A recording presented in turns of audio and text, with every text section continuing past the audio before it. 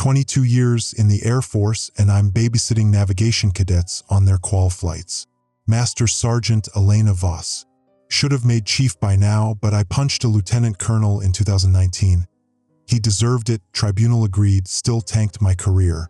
Now I'm training NCO at Hill Air Force Base, which means I coordinate student flights and fill out forms. So many forms. The T-6A Texan 2 holds 2 people. I'm in the back seat of Texan 7, Cadet First Class Marcus Webb flying. 23 years old, from Provo, wants to fly C-17s.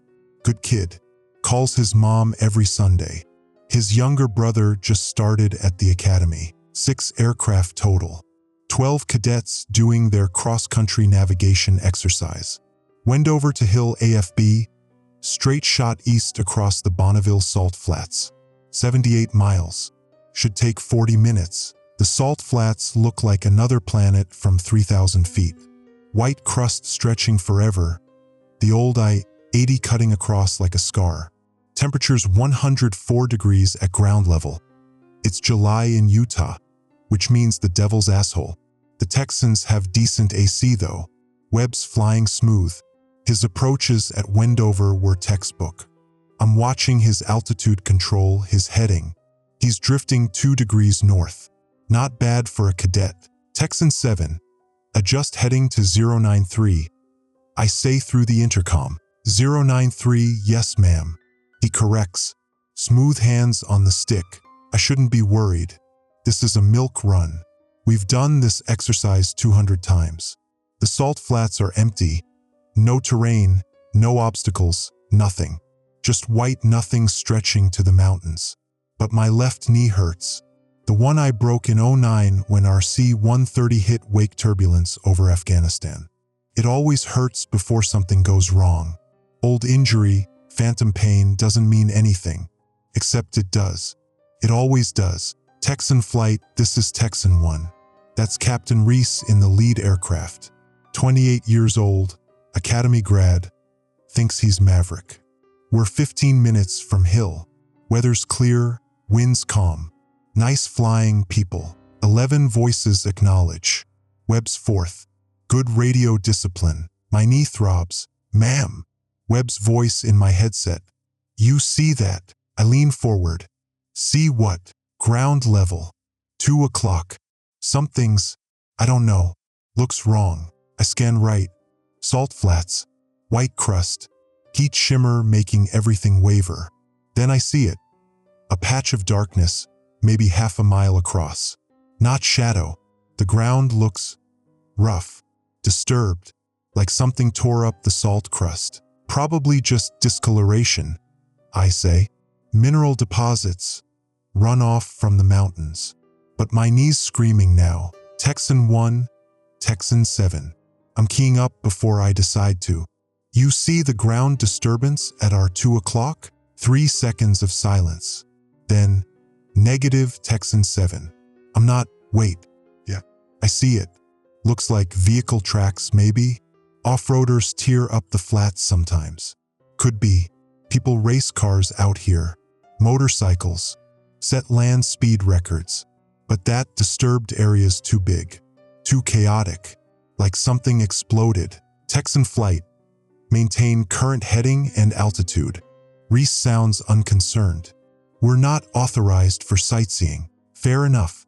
Not our problem. We're 16 miles from Hill. Marcus is flying perfect. His brother's probably watching the flight tracker right now, seeing his big brother crushing the NAV exercise. Everything's fine. Then Texan 4 just stops flying. No radio call. No warning. The aircraft ahead and left of us pitches down, drops 200 feet in maybe 3 seconds. The nose comes back up over correction, then rolls 45 degrees right. Texan 4. This is Texan 1. Reese's voice sharp now. Rodriguez, talk to me. Nothing. Texan 4's still rolling. 60 degrees now. 90. Inverted. Rodriguez. That's his instructor in the back seat. Senior Airman Park. 26 years old. From Sacramento. Getting married in September. I have the aircraft. I have the... Texan 4 spins. Flat spin, nose up, rotating like a top. They're at 2,500 feet. We're trained for this. You push the nose down, add opposite rudder, recover. But Park's not recovering. The aircraft just keeps spinning, dropping, spinning. Eject, eject, eject. Reese is screaming it. Texan 4's at 1,800 feet. 1,500. The canopy blows. I see it separate, tumbling away. Then two seats punch out, 1, 2.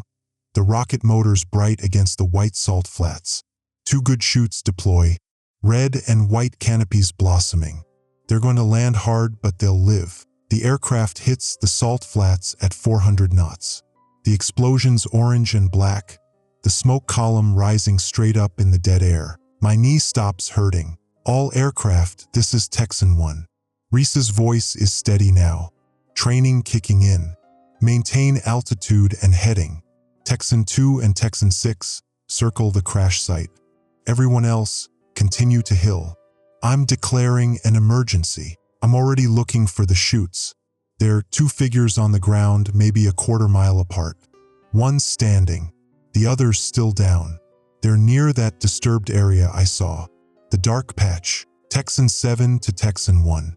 Permission to land and render assistance. Negative, Texan 7. We don't have authorization to land on the flats. Search and rescue is launching from hill now. ETA 20 minutes. 20 minutes. In 104-degree heat. Rodriguez and Park are in flight suits, helmets, survival vests. They've got water in their vests, maybe 2 bottles each. But the salt flats radiate heat like a griddle. 20 minutes becomes 30 minutes becomes an hour because the Air Force never does anything fast. I've seen heat casualties. I've scraped airmen off tarmac in Kuwait when the temperature hit 127. Sir, request permission to land anyway. I'm using my sergeant voice, the one that got me in trouble with that lieutenant colonel. We can reach them in 3 minutes. Negative, Texan 7. That's an order. Continue to hill. Marcus Webb doesn't say anything. He keeps flying. Good cadet. Follows orders. But I see his hands tight on the stick. His brothers at the academy. Marcus knows what orders versus people means. The figure standing on the salt flats, that's Rodriguez. I think the cadet drops to his knees. My radio crackles. Is Texan 4 Weir? Park's voice. Weak. Something's wrong. Rodriguez is. I can't. Texan 4, this is Texan 1. Help is inbound. Stay in the shade of your chutes. Conserve water. There's no shade. Park's breathing hard. The chutes are. They're covered in something. White dust. It's everywhere. It's in my mouth. Rodriguez touched the ground and now he's. Static. Texan 4, say again. You're breaking up. Static. I'm watching Rodriguez through the scratched plexiglass canopy. He's standing again. No, not standing. He's rigid. Vertical. His arms are at his sides, perfectly straight. Nobody stands like that. Not in 104-degree heat with a parachute landing fall behind them. Texan 1, Texan 7. We need to land. Now. Voss, I said negative. That's a direct. Park's scream cuts through every radio frequency. High and raw and wrong. It goes on for 7 seconds. Then it cuts off. The figure I thought was Rodriguez starts walking. Not limping, not stumbling. Walking with mechanical precision across the white salt crust toward where Park landed. Each step is exactly the same length. Same speed. Like a machine. What the fuck? Marcus whispers it. His hands are shaking on the stick now. Texan flight, this is Texan 1. All aircraft return to hill immediately. Emergency authority. Do not land. Do not approach the crash site. Sir, we have 2 men down there. I said return to base. Reese's voice cracks. That's not a request, Sergeant Voss.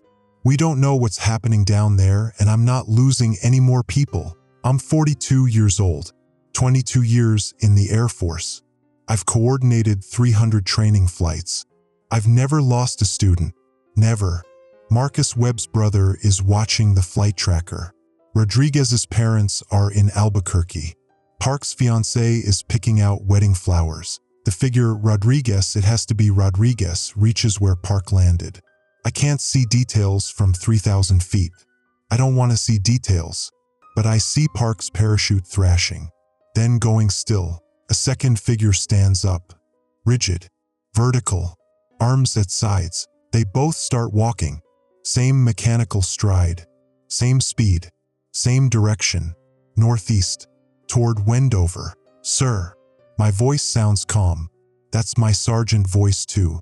The one I use when everything's gone to hell. Sir, I think we have a bigger problem. Hill Air Force Base, the debrief room smells like industrial carpet and fear sweat. Captain Reese is on his third cup of coffee. His hands shake when he brings it to his mouth. Marcus Webb sits 3 chairs down from me, staring at nothing. The other cadets are scattered around the room, some crying, some silent. Cadet First Class Jennifer Pack is throwing up in the bathroom down the hall. I can hear it through the walls. Colonel Sarah Hendricks runs 75th Training Squadron. 51 years old, Nevada, flew F-16s in Desert Storm. She's standing at the front of the room with her arms crossed. Behind her, Major David Cole from medical and some civilian I don't know. The civilian's wearing khakis and a polo shirt. Defense contractor maybe, or something worse. Search and rescue reached the crash site 17 minutes ago, Hendricks says. Her voice is flat. They found Cadet Rodriguez and Senior Airman Park, both deceased. Cause of death is unclear. Medical is examining the bodies now. Ma'am, I'm on my feet before I decide to stand. We saw them moving. After the ejection, they were walking. You saw heat shimmer and shock, Sergeant Voss. The civilian speaks for the first time. His voice is smooth, practiced. From 3,000 feet, in extreme heat, human perception is unreliable. I know what heat shimmer looks like. I've flown in Iraq, Kuwait, Afghanistan. That wasn't. Sergeant. Hendricks cuts me off. This is Dr. Paul Meridian, CDC. He's been tracking a situation in western Utah for the past 72 hours. CDC. The salt flats are nowhere near any population center. Nothing lives out there except brine shrimp and the occasional lizard. What situation needs CDC in the desert? Dr. Meridian steps forward. He's maybe 45, graying hair, expensive watch. We've identified a biological contamination in the Bonneville Salt Flats region. Airborne pathogen. We believe it's related to industrial runoff from the old Wendover Air Force Base chemical disposal site. Wendover AFB closed in 1977. I say. Everyone's looking at me. I don't care. What disposal site? Classified operations. 1960s through mid-70s. The area was used for chemical weapons testing. Meridian's still smiling, like this is a briefing about weather patterns. Most of the material was neutralized, but recent geological surveys suggest some contamination may have reached the aquifer. The extreme heat this summer is causing surface evaporation, which makes the pathogen airborne. Major Cole clears his throat. The 2 casualties showed signs of severe dehydration, extreme crystallization of soft tissues. The medical term is, they walked. Marcus Webb's voice. Everyone turns. The cadet's still staring at nothing, but he's talking. Rodriguez walked to Park. We saw it. Then Park stood up and they both walked toward Wendover. Ma'am, I'm not crazy. Sergeant Voss saw it too. You saw what you think you saw, Meridian says gently. Human perception under stress. I've been flying for 6 years. Marcus is standing now. His voice cracks. I know what I saw. They weren't walking like people walk. They were. Sit down, cadet. Hendricks doesn't raise her voice. She doesn't have to. This briefing is classified. You will not discuss what you saw with anyone outside this room. That includes family, friends, and other cadets. Violation of this order will result in court-martial. Are we clear? 11 voices mutter acknowledgement. Mine isn't one of them, Sergeant Voss. Hendricks is looking at me now. Ma'am, with respect, we have a responsibility to. You have a responsibility to follow orders. Her voice is ice. Dr. Meridian's team is handling the contamination. The crash site is quarantined. The bodies are in isolation.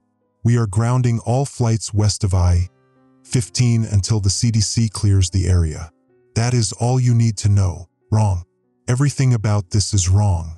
My knee's not hurting anymore, but my left eye's twitching. That started in '07 after our convoy hit an IED outside Baghdad. It twitches when people lie to me. When did CDC arrive at Hill? Ask. Meridian blinks. I'm sorry. You're tracking a situation for 72 hours. That's 3 days. Our aircraft went down 90 minutes ago. But you're already here in this debrief room with contamination protocols and classified disposal site information. My eyes twitching hard now. That means you were already on base before the crash, which means you knew the salt flats were contaminated before we flew 12 cadets over them. The room is silent. Hendricks' jaw tightens. Meridian's smile doesn't change. The risk was deemed acceptable, Meridian says. The contamination was localized. Your flight path was calculated to avoid the primary affected area. Rodriguez and Park are dead. That was an equipment malfunction. The aircraft experienced. Bullshit. I'm not shouting. I should be shouting. You put my cadets over a contaminated area, and now 2 people are dead, and you're going to tell me it's acceptable risk? Sergeant Voss, you are dismissed. Hendricks points at the door. Report to my office. We'll discuss your continued assignment to this squadron. I should leave. Follow orders. I've already got 1 tribunal on my record, but Marcus Webb is 23 and his brothers at the academy. Jennifer Pack is throwing up down the hall. Rodriguez's parents don't know their son is dead yet. Park's fiancée is picking out flowers. What's really in the salt flats? Ask. Meridian's smile finally drops. That's classified above your pay grade, Sergeant. Try me. Elena. Hendricks uses my first name. She's never done that before. Don't make me have security escort you out. I look at Marcus, at the other cadets. They're watching me, waiting to see if the adults in the room are going to protect them or sacrifice them. I already know the answer. I've been in the Air Force 22 years. I know how this works. Yes, ma'am, I say. I walk out. The hallway is cooler than the debrief room. Fluorescent lights, beige walls, standard military architecture designed to drain your soul. Jennifer Pack is coming out of the bathroom, wiping her mouth. She's 19, Korean American, from Seattle, wants to fly F-35s. Her hands are shaking. Sergeant Voss. Her voice is small.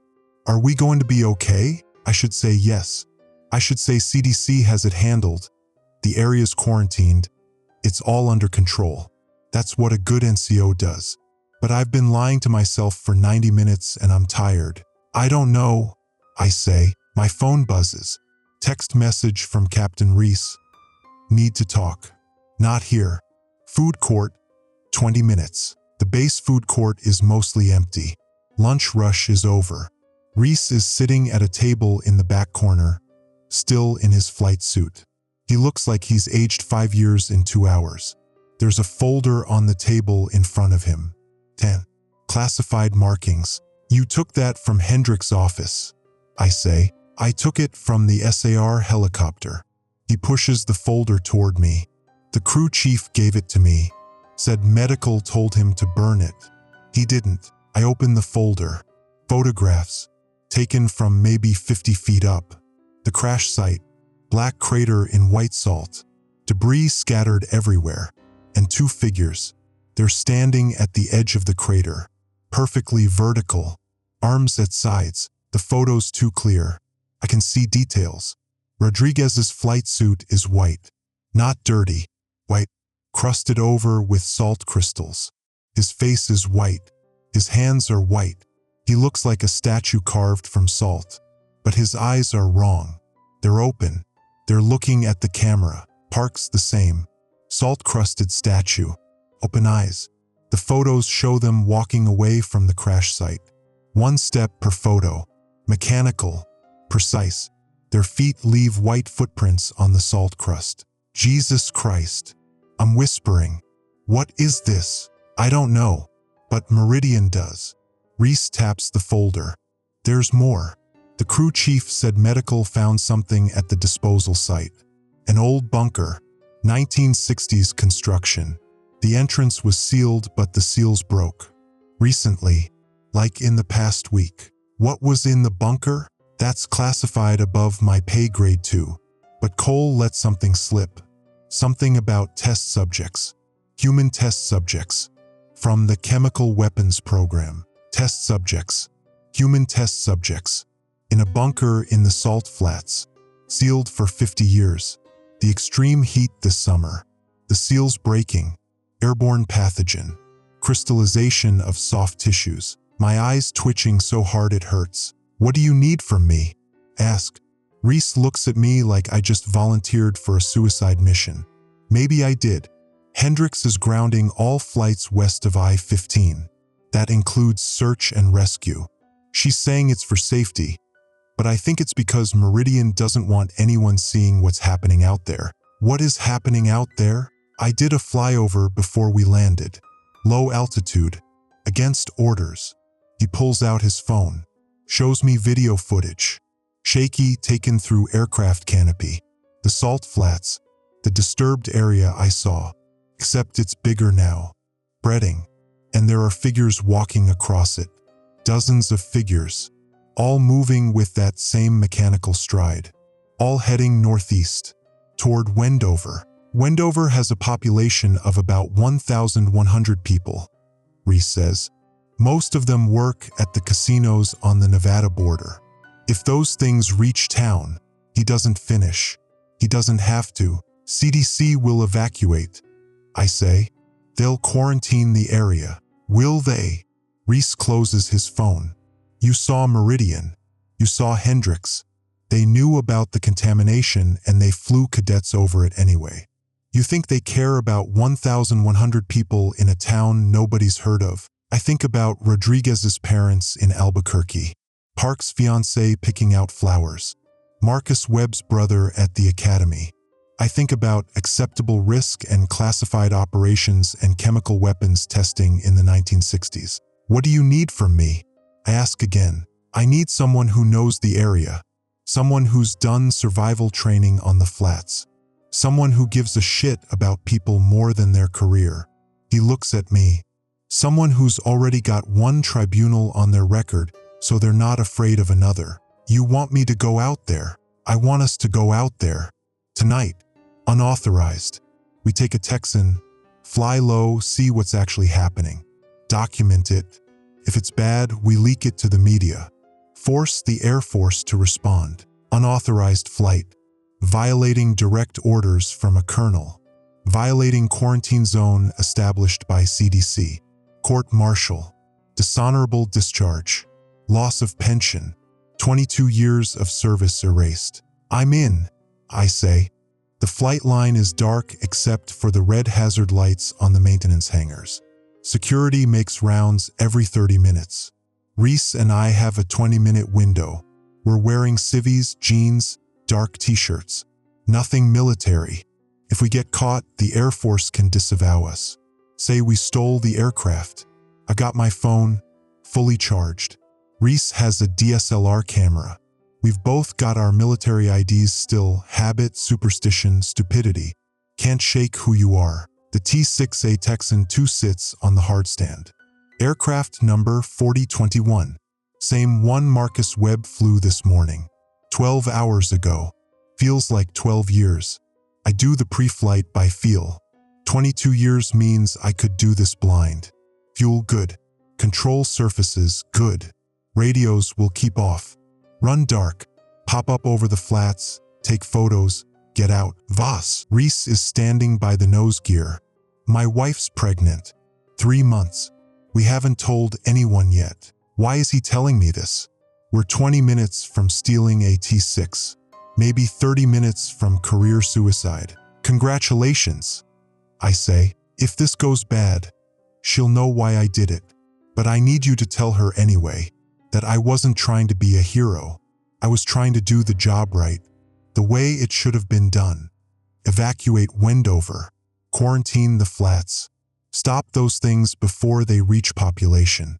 Instead, CDC sits in Hill AFB drinking coffee while salt-crusted figures walk toward casinos full of tourists and locals and kids. She'll know, I say. Get in the aircraft. We strap in. No comms between front and back seat. Too risky. If Tower picks up our transmissions, we're done. Reese starts the engine. The Pratt & Whitney PT6 turboprop spools up with that familiar whine. Loud. Too loud. But the maintenance hangar is 500 yards away and the wind's blowing east. Reese taxis without clearance. Straight down the taxiway. No lights except the aircraft's position lights. We reach the threshold of runway 16. He doesn't stop, doesn't call Tower, just pushes the throttle forward and we're rolling. 50 knots, 70, 90. The nose comes up and we're flying. No radio calls, no alarms. We're 2 miles from Hill before anyone knows we're gone. By then we're at 500 feet, heading west, following I-80 through the darkness. The salt flats at night look like the surface of the moon. White crust glowing under half moonlight. We're flying low, 300 feet. If we hit a microburst, we're dead. But we need to see. Reese is throttled back, flying slow, 160 knots. The Texan handles like a dream even at this speed. I got my phone out, recording video. The salt flats pass underneath. Empty, white. Then I see the disturbed area. It's huge now, maybe 3 miles across. The surface is churned up, broken, like something exploded from underneath. And there are figures, dozens of them, maybe 100. They're walking northeast in a perfect line. Single file. Same mechanical stride, same speed. I zoom in with my phone camera. The figures are white, salt-crusted. Some of them are wearing clothes, civilian clothes. One's wearing a Wendover casino uniform, black vest, white shirt, all of it white now, crusted. Jesus, I'm saying it out loud. No one can hear me, but I'm saying it anyway. Jesus Christ. Reese drops lower.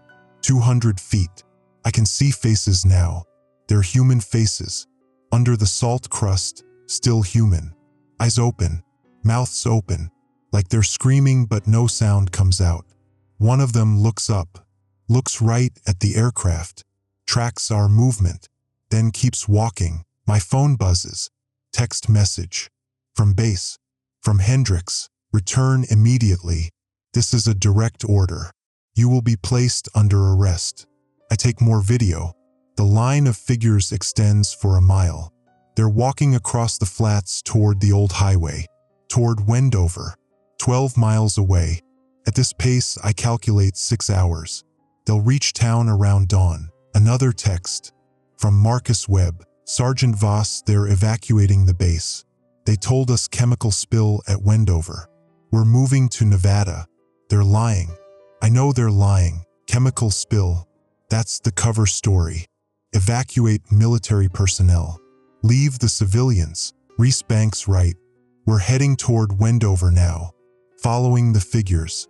I can see the town in the distance. Lights. The casino's lit up like Christmas. 80 runs right through town. Cars on the highway. People driving home from Vegas. From Reno. They have no idea what's walking toward them through the darkness. My phone rings. Hendricks. I answer. Sergeant Voss, you are violating direct orders and federal law. Return to base immediately or there are over 100 infected heading toward Wendover. I say. Did you evacuate the town? Silence. Then, that's not your concern. Did you evacuate the town? The situation is under control. CDC has established a perimeter. Now return to. Bullshit. I'm shouting now. Doesn't matter. No one can hear me except Hendricks. You're letting them die. You're going to let those things reach Wendover and kill everyone there because it's easier than admitting the Air Force contaminated the flats. We didn't contaminate anything. Hendricks' voice cracks. First time I've heard her lose composure. This isn't chemical weapons. This isn't runoff. We don't know what this is. The line goes quiet, just breathing. Hers and mine. The engine noise. The wind. Then what is it? Ask. In 1967, the Air Force conducted biological research at Wendover. Desiccation studies. How to preserve human tissue in extreme environments. Space program stuff. Moon colonization. They used cadavers. Death row inmates' unclaimed bodies. They buried them in the salt flats in sealed containers with an experimental preservation compound. Cadavers, buried in salt, with a preservation compound, sealed for 56 years. The containers failed. I say, 3 weeks ago, during the heat wave, the salt shifted. Geological stress. The seals broke. The compound became airborne. Anyone who inhales it and experiences severe dehydration begins to change. The water in their body crystallizes. They become ambulatory even after death. But they're not alive. They're not conscious. They're just moving. Rodriguez and Park. Rodriguez landed in the contaminated area, breathed the compound. The heat and stress triggered the reaction. Park tried to help him, breathed the compound. They both changed.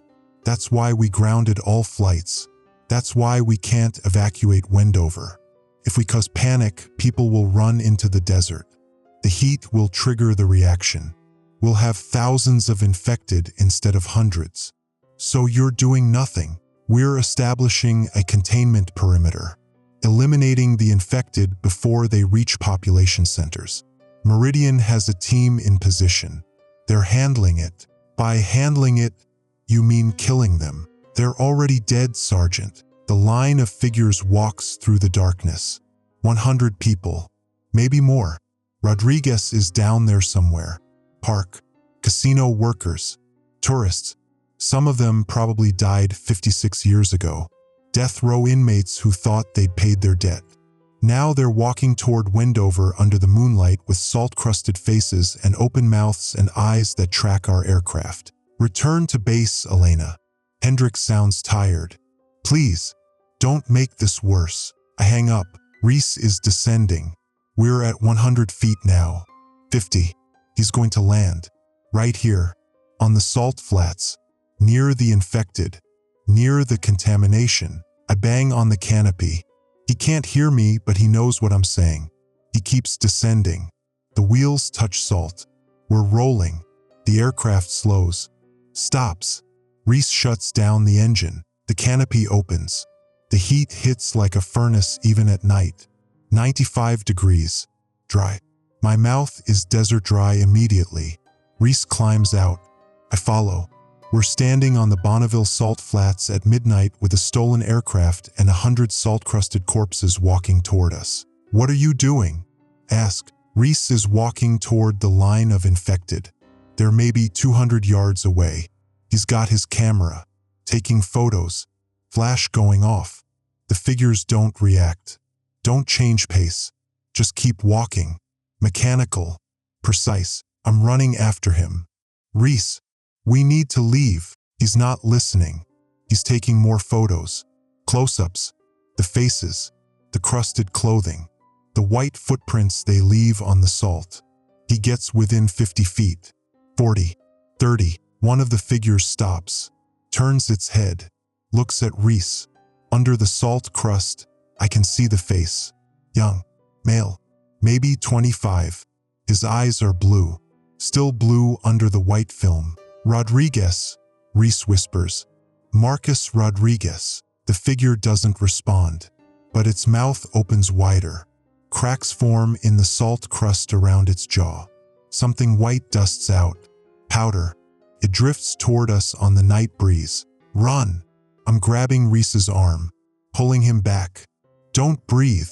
Cover your mouth. We're sprinting back to the aircraft. My lungs are burning. I've got my t-shirt pulled over my nose and mouth. Reese is coughing. The powder is everywhere. I can taste it. Salt and something chemical. Sweet and wrong. We reach the Texan. I'm shoving Reese toward the front seat. He's still coughing. His hands are shaking so bad he can't grip the cockpit ladder. I boost him up. He falls into the seat. I climb in back. The canopy's still open. The powder is drifting toward us, coating the aircraft. White dust on the wings, on the canopy glass. Start the engine. I'm screaming. Reese is fumbling with the switches. His hands are white, coated in powder. We're crystallizing. I can't tell. The engine cranks, catches. The prop spins. We're rolling before the engine reaches full power. Reese shoves the throttle forward. We're accelerating. 60 knots. 80. The aircraft bounces. We're not going to make it. The salt crust is too rough. The landing gear is going to collapse. 100 knots. The nose lifts. We're flying. I look back. The line of infected is still walking. Northeast. Toward Wendover. Toward the lights. Toward 1,100 people who don't know what's coming. Reese is coughing. Hard. Wet coughs that sound wrong. I lean forward. His neck is white. Not powder white. Crystal white. The skin is hardening. How much did you breathe? Ask. Don't know. His voice is rough. Enough. We're heading back to Hill. Reese is flying on autopilot. Literally. He's engaged the autopilot and his hands are in his lap. They're white up to his wrists now. The crystallization is spreading. I can see it moving. Slow but steady. Up his forearms. The flight suit is turning white where it touches his skin. Hospital, I say. We get you to medical. They'll quarantine me. Like Rodriguez. Like Park. He's not looking at me. Eyes forward. I've got maybe an hour before I can't move. Before I'm like them. Reese. My wife's pregnant. He says it again. Like it's important. Like it changes something. 3 months. She doesn't know I'm out here. She thinks I'm in the debrief room, filling out forms. The autopilot is taking us straight to Hill. 20 minutes at current speed. The radios are off, but I can see searchlights ahead. They're looking for us.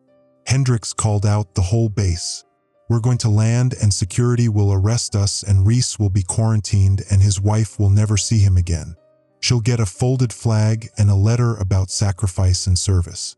Their kid will grow up without a father. We need to warn Wendover, Reese says. You need to warn them. They won't listen to me.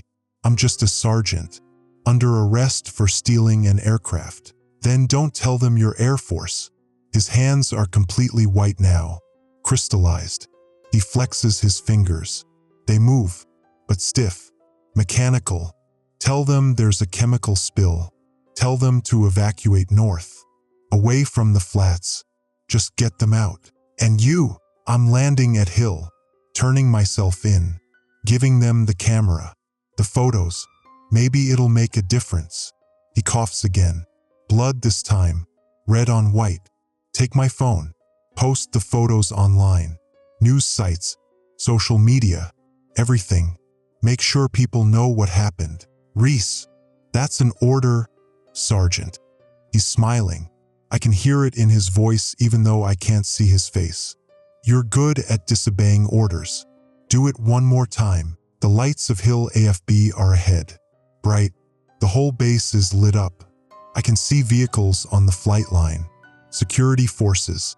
Fire trucks. They're waiting for us. Eject. I say. What? Eject. Now, I'll take the aircraft. You land in the desert. I'll come back for you. You'll be court-martialed. Dishonorable discharge. I was getting that anyway.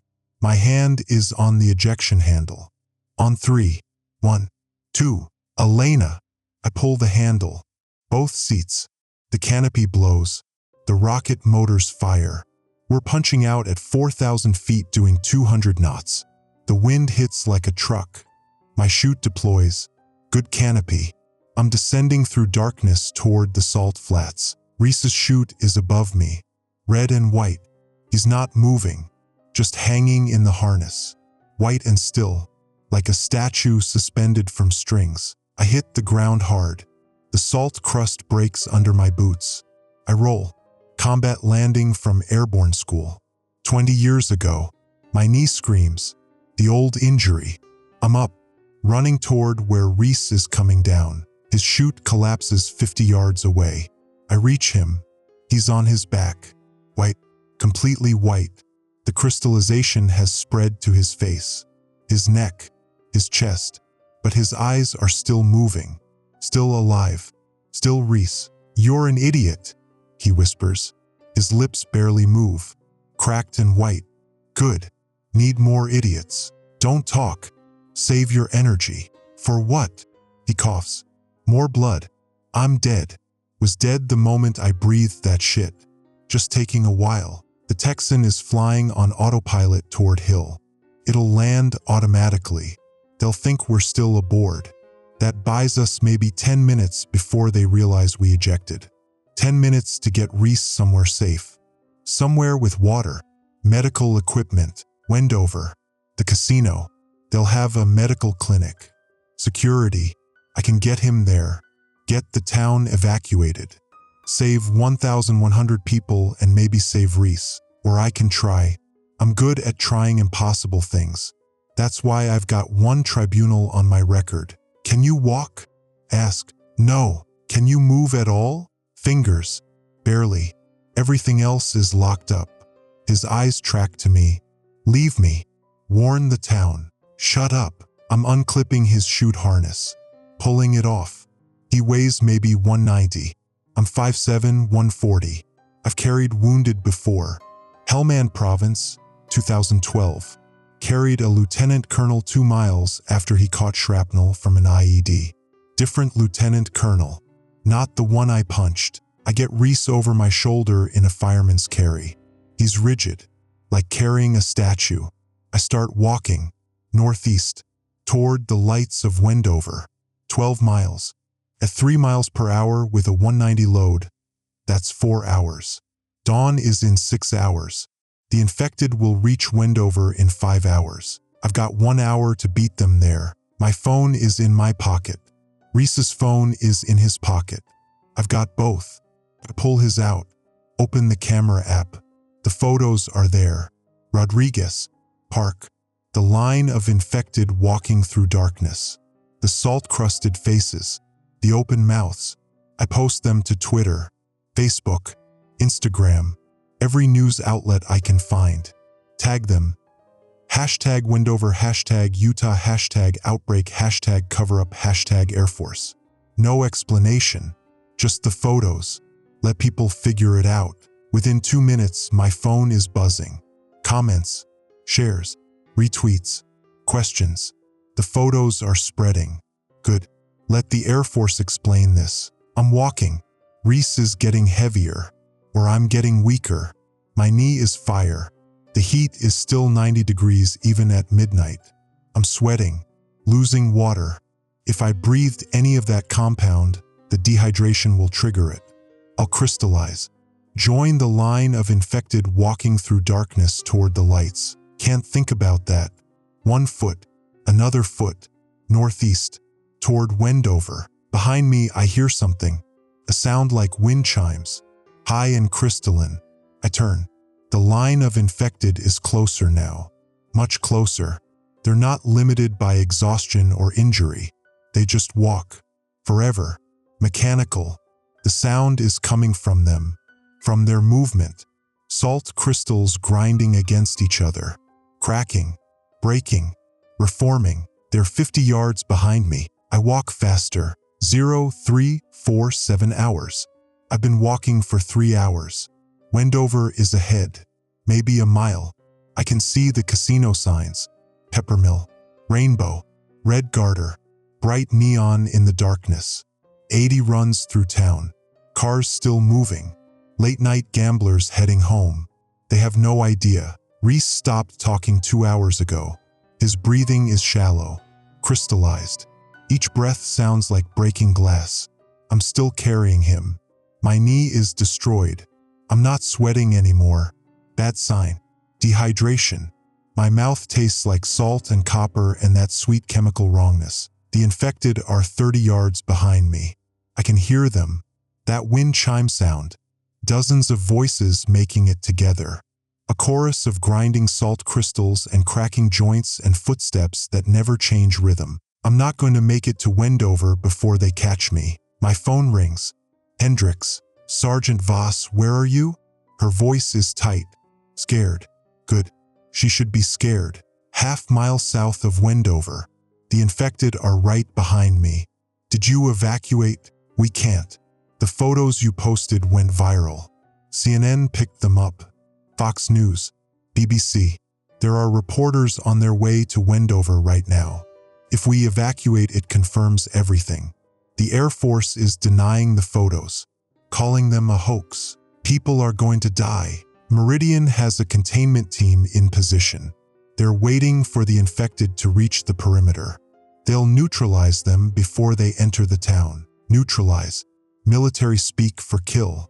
Kill things that are already dead. Rodriguez. Park. Casino workers. Tourists. Death row inmates from 1967. All of them walking through darkness to be killed again. What about Reese? Ask. Silence. Then, Captain Reese is infected? Yes. Then he can't enter Wendover. If he does, the containment team will neutralize him too. Neutralize. Kill. Shoot him in the head and burn his body and file a report about acceptable losses and operational necessities. His wife is pregnant. 3 months. She'll get a folded flag. No, I say. Elena, be reasonable. He's already dead. You can't save him, but you can save yourself. Leave him. Get to town. We'll extract you before the containment team moves in. Leave him. Walk away. Save myself. I've been in the Air Force for 22 years.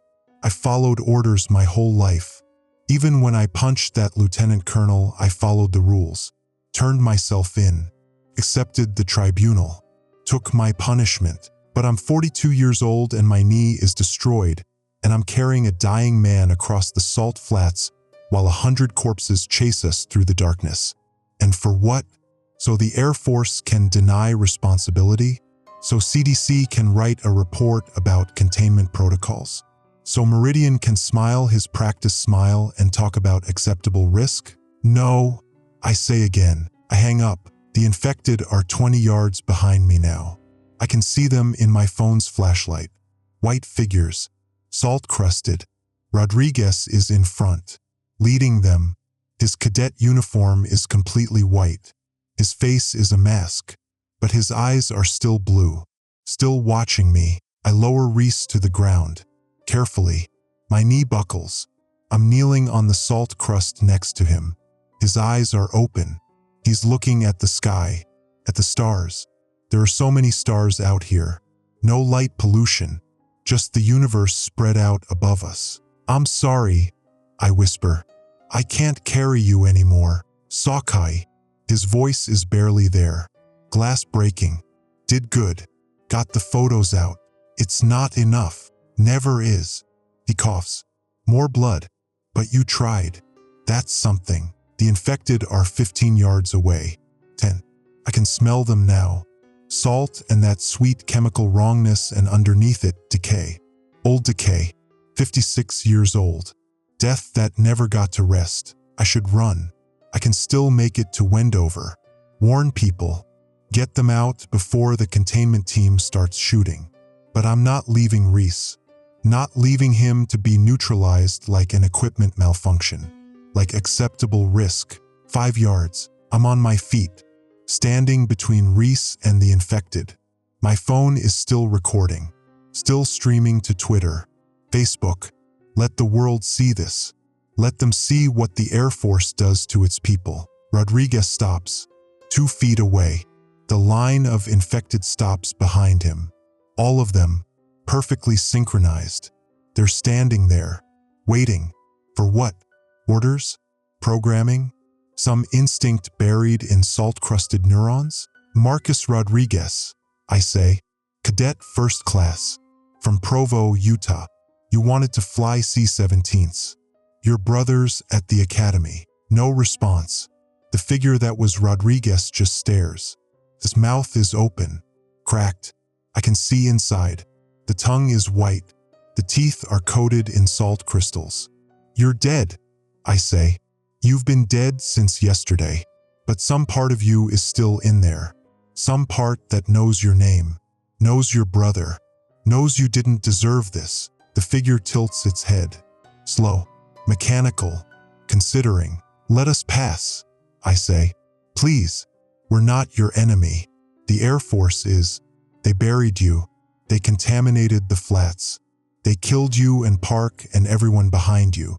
Don't let them use you to kill more people. The figure's mouth closes, opens, closes, like it's trying to speak. But no sound comes out. Just that wind chime crystalline grinding. Then it steps aside. The entire line steps aside, moving as one, creating a path through their ranks. Northeast toward Wendover. I'm staring. The live stream is going crazy. Comments flooding in. Questions. Disbelief. CNN is calling me. Fox News. I ignore them all. Thank you, I whisper. I lift Reese. One more time. My knee is beyond pain. It's just numb. Broken. I'm walking through the line of infected. They're on both sides of me. 50 figures. 100. More. They're not moving. Just watching. Salt-crusted statues with open eyes and mouths and that terrible patient stillness. I reach the end of the line. Start walking again. Toward Wendover. Toward the lights. Behind me, the infected start moving. But not toward me. They're turning. Facing south. Back toward the salt flats. Back toward the bunker where they were buried 56 years ago. They're walking away. Going home. Rodriguez is last. He turns. Looks at me one more time. Then he walks away. Following the others into the darkness. The sound of wind chimes fades. Grows quiet. Gone. My phone rings. Hendricks again. What the hell did you just do? She's shouting. The infected were on top of you and they just left? How? I asked them to. That's impossible. They're not conscious. They're not. You don't know what they are. I'm so tired. No one knows. But they're not mindless. They're not equipment malfunctions. They're people. Dead people. But still people. I reach the edge of Wendover. State line. Utah becomes Nevada. Peppermill Casino is ahead. Bright lights. Slot machines dinging inside. People gambling like nothing's wrong. Like their world isn't held together by lies and cover-ups and bodies buried in salt. Reese makes a sound. Not words. Just a long exhale. His chest doesn't rise again. I lower him to the ground. Check his pulse. Nothing. His skin is completely white. Salt-crusted. His eyes are still open. Still looking at the stars. I'm sorry, I whisper. I tried. Security forces arrive in 3 minutes. 6 vehicles. 12 armed personnel. They surround me, weapons raised, shouting orders. Get on the ground. Hands visible. Don't move. I don't move. I'm kneeling next to Reese's body with my hands on his chest. His heart, where his heart was, before it crystallized. They cuff me, pull me away, load me into a vehicle. Someone throws a blanket over Reese's body, covering him, hiding him, like he never existed. My phone is still in my pocket, still recording, still streaming.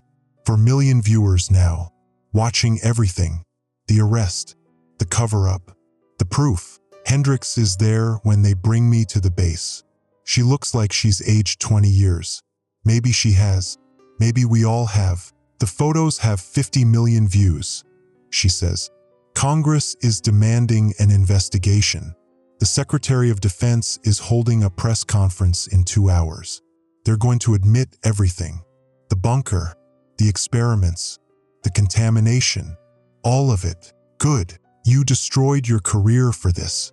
22 years of service. Gone. You'll be court-martialed. Dishonorable discharge. Maybe prison. I know. Was it worth it? I think about Reese's wife. Pregnant. 3 months. She'll get the truth now. Not a folded flag and lies. The truth. Her husband died trying to warn people. Died trying to do the right thing. I think about Rodriguez, Park, the infected walking back to their bunker, going home after 56 years. I think about Marcus Webb and the other cadets who'll know their instructors gave a shit.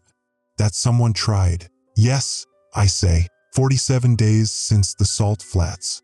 I'm in a holding cell at Hill AFB waiting for my court-martial. They've charged me with theft of military property, disobeying direct orders, unauthorized flight operations, and about 15 other things. My lawyer says I'm looking at 5 years military prison, maybe 10. Depends on how much they want to make an example. The news won't stop. Congressional hearings every day. The Secretary of Defense resigned. Hendricks resigned. Meridian is in federal custody. Turns out CDC didn't authorize him. He was private contractor working for the Air Force, cleaning up their mess, making it worse. They evacuated Wendover. Finally, took 3 days. Everyone within 50 miles of the Salt Flats. The infected, all 127 of them, walked back to the bunker. They're standing there now. Inside. The entrance is open. They're just standing, waiting. The Air Force won't go near them. They've sealed the area. Quarantine zone. Permanent. Rodriguez's parents came to see me. Don't know how they got clearance. They brought photos of Marcus. Elementary school. High school graduation. The academy. His brother looks just like him. Same smile. Thank you, his mother said, for treating him like a person. Even after. I don't know what to say to that. Your son died. I carried another man past his corpse while it stood aside to let me pass. You're welcome. Park's fiancée came too. She's not wearing the engagement ring anymore. She asked me if he suffered. I lied. Said it was fast. Painless. She knew I was lying, but she thanked me anyway. Reese's wife came last. 8 months pregnant now. Girl. They were going to name her Catherine. Still will. She showed me ultrasound photos. Asked me to tell her the truth about what happened. Everything, so I did. The flight, the landing, the powder, the crystallization, the walk across the flats, the infected stepping aside, his last breath under the stars. He said to tell you he wasn't trying to be a hero, I said. He was trying to do the job right, she cried. I cried. We sat in the holding cell crying together while her daughter moved inside her belly. Catherine. She'll never meet her father, but she'll know he tried. Marcus Webb visits once a week. He's still a cadet. Still wants to fly C-17s. His brother came with him once. Asked me if the military was worth it. If service meant anything when they treat their people like acceptable risk. I don't have an answer. 22 years. I thought I did. I thought following orders and doing your job and serving your country meant something. Maybe it does. Maybe it doesn't. Maybe it depends on which orders you follow. You'll be a good officer, I told Marcus. You already know when to disobey. He smiled. Same smile as his brother. Different person wearing it now. My lawyer says the court-martial is a formality. Public pressure is too high. They'll probably give me time served and a dishonorable discharge. Let me go quietly. The Air Force doesn't want me testifying at congressional hearings. Doesn't want me talking to CNN or Fox or BBC. Too late. I already talked. Told everything. The bunker. The experiments. The death row inmates buried in salt. The compound that was supposed to preserve human tissue for space colonization. How it kept them alive. Sort of alive. Conscious enough to step aside when asked. Conscious enough to go home. The scientists still don't understand it. The compound was supposed to replace water in cells. Create stable crystalline structures that could survive extreme temperatures and radiation. Space travel stuff. Moon bases. But it did something else. Something they didn't predict. It kept the neurons firing. Slow. Crystallized. But firing. Thoughts moving through salt-crusted brains at glacial speed. Rodriguez knew his name, knew his brother, knew enough to step aside. That's consciousness. Tortured, inhuman, but consciousness. The Air Force kept them buried for 56 years. Conscious, in darkness, in salt, screaming thoughts that couldn't reach mouths. I can't sleep. When I close my eyes, I see them. The line of infected standing in the bunker. Waiting. For what? Rescue? Death? Someone to tell them it's over? They're still there. Still standing. Still conscious. The Air Force won't kill them. Can't. Not now. Not with cameras and reporters and congressional oversight. So they just stand there. Forever. My knee never healed right. The doctors say I'll need surgery. After the court-martial. After prison, maybe. I don't care. It doesn't matter. What matters is Reese's daughter will be born in 3 weeks. What matters is Rodriguez's brother is still at the academy. What matters is Wendover is evacuated and those 1,100 people are alive. But Park is dead. Reese is dead. Rodriguez is something worse than dead. Standing in a bunker. Salt-crusted. Conscious. Forever. Acceptable risk. That's what Meridian called it. Calculated losses. Operational necessity. 22 years in the Air Force and I never questioned those phrases. Never thought about what they meant. Who they meant. I think about them now. Every day. Every hour. I calculate different risks. Different choices. What if I'd insisted we land after the crash? What if I'd refused to fly over the contaminated area? What if I'd punched Hendricks instead of that lieutenant colonel? None of it matters. The what-ifs don't change anything. Rodriguez is still standing in that bunker. Park is still dead. Reese's daughter will still grow up without a father. I destroyed my career for photos that forced an admission that changed nothing. The bunker is sealed. The infected are contained. The Air Force will write new protocols and hide new mistakes and create new acceptable risks. In 60 years, someone else will find them. Someone else will breathe the compound. Someone else will crystallize. The cycle continues. Forever. Like Rodriguez standing in darkness. Like thoughts moving through salt at glacial speed. Screaming without sound. My lawyer is here. The court-martial starts in 20 minutes. He's going through my testimony one more time. Making sure I don't say anything that makes it worse. Too late for that. It's already worse. It's been worse since 1967 when they buried the first bodies in salt. Are you ready? He asks. No, I'm not ready. I'll never be ready. But I stand up anyway. Walk out of the cell. Down the hallway. Into the courtroom where a panel of officers will judge me for disobeying orders to save people who died anyway. Reese's wife is in the gallery. 8 months pregnant. She shouldn't be here. Shouldn't be watching this. But she is. Rodriguez's parents are there too. Park's fiancé, Marcus Webb and his brother. The other cadets from the flight. They're all watching. Waiting to see if the military will punish someone for trying to do the right thing. The judge calls the court to order. Reads the charges. Asks how I plead. I look at Reese's wife. At her belly where Catherine is growing. At Rodriguez's parents holding each other. At Marcus Webb who still believes service means something. Guilty, I say. The court-martial takes 4 hours. They give me 2 years. Dishonorable discharge. Loss of pension. 22 years of service erased with a gavel strike. Reese's wife is crying in the gallery. Not for me. For her husband who did the same thing and paid with his life. Rodriguez's parents are stone-faced. They've buried their son twice now. Once in the ground. Once in salt. They have practice with grief. Marcus Webb salutes me as they lead me out in cuffs. Sharp. Crisp. Perfect academy form. His brother salutes too. The other cadets. All of them. 11 cadets saluting a disgraced sergeant who stole an aircraft and violated orders and accomplished nothing except proving what we already knew. The military eats its own. Always has. Always will. Acceptable risk. Calculated losses. Operational necessity. I don't salute back. Can't. The cuffs won't let me.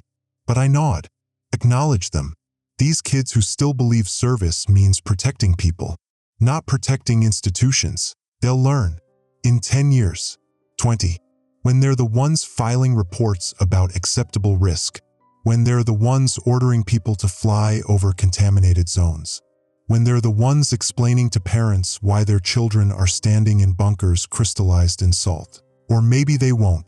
Maybe Marcus Webb will refuse orders. Maybe his brother will punch a superior officer. Maybe one of them will steal an aircraft and save someone. Maybe the cycle breaks. I don't believe that, but I hope it anyway. Hope is all I've got left. Hope and 2 years in Leavenworth and memories of Reese's last breath and Rodriguez stepping aside and those wind chime sounds of salt crystals grinding in the darkness. My lawyer is talking about appeals, clemency, public pressure. He thinks we can get the sentence reduced. Get me out early. I'm not listening. I'm thinking about the bunker, about 127 people standing in darkness, about thoughts moving through salt, about consciousness that can't die and can't live and can't scream. The Air Force will keep them there, forever, contained, controlled, hidden. In 50 years, they'll be forgotten. In 100 years, they'll be sealed over. In 1,000 years, they'll be geology. Just salt and bones and crystallized neurons still firing, still conscious, still screaming. That's what acceptable risk means. That's what service means. Bury the mistakes. Hide the evidence. Sacrifice the individual for the institution. Repeat forever. I'm 42 years old. 2 years in prison means I'll be 44 when I get out. No pension, no benefits, no career. Just memories of salt-crusted faces and open mouths and eyes that tracked movement in the darkness. Just knowledge that 127 people are standing in a bunker because the Air Force wanted to colonize the moon.